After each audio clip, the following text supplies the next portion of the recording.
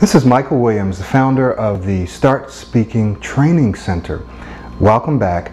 Today, we are going to be looking at self-confidence and courage. Self-confidence and courage. Now, if you've been watching the other videos, I just want you to know that we are progressing through a series of training sessions as we build up to what I call the TAP, T-A-P approach. And once we get into that, I would consider that to be the meat of this program.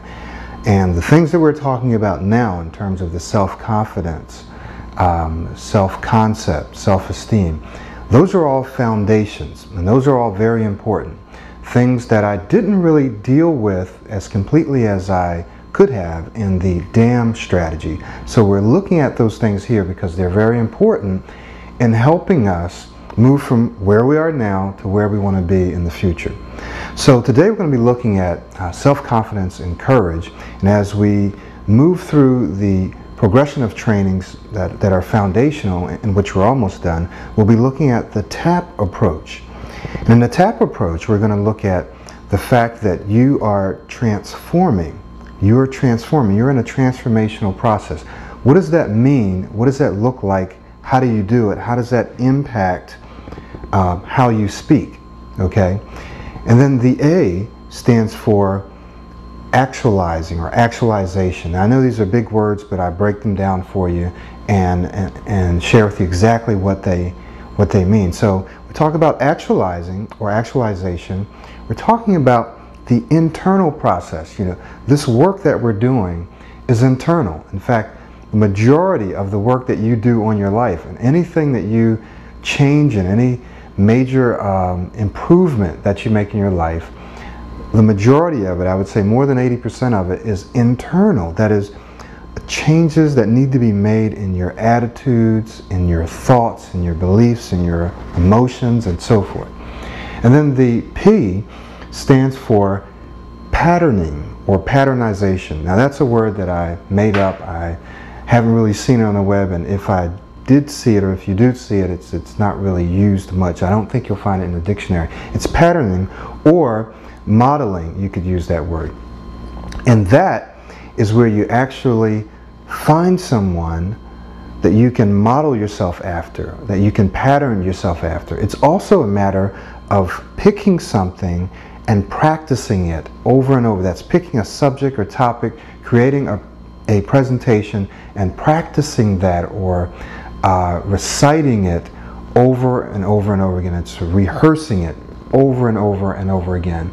And one of the things that helps is when you pattern yourself after someone else. So we'll dig deep into that, but I just wanted to let you know where we're going so that you wouldn't say, well, is this, or are you just going to talk about self-esteem and self-concept? I've read all that stuff already. You know, how do I stop stuttering?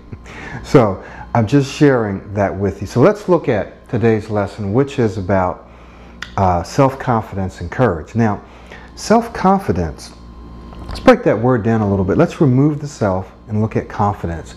There's a word in Greek that we find in the New Testament. It's pytho.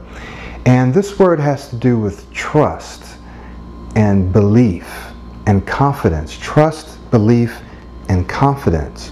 When we add self in front of that, it has to do with trusting, believing, and having confidence in oneself. Now, I know some people say, well, you know, shouldn't we have confidence in God, or shouldn't we have confidence in higher power?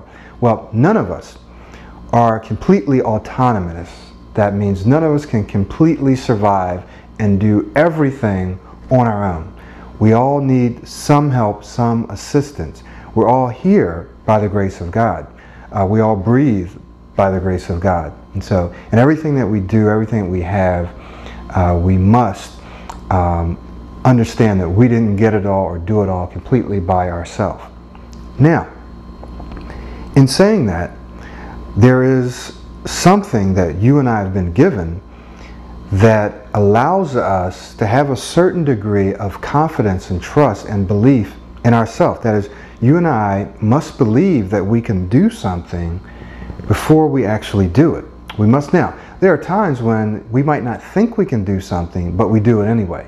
We don't think we can do something, but we do. But there are some things that are so great, that takes so much faith and trust and hard work and persistence that if we don't believe we can do it, we won't. We won't be able to do it. Does that make sense? So if you've been caught in the cycle of not being able to speak as fluently as you like, or stuttering or stammering or anxiousness, then the one thing that you need is a sense of self-confidence, right? A sense of courage. So what's courage? And we'll come back to the concept in just a second. So what is courage? Well, courage isn't, and you've probably heard this before, but courage isn't the absence of fear. So when you're courageous, it doesn't mean that there's never any fear, that you're never afraid. But courage, it's been said,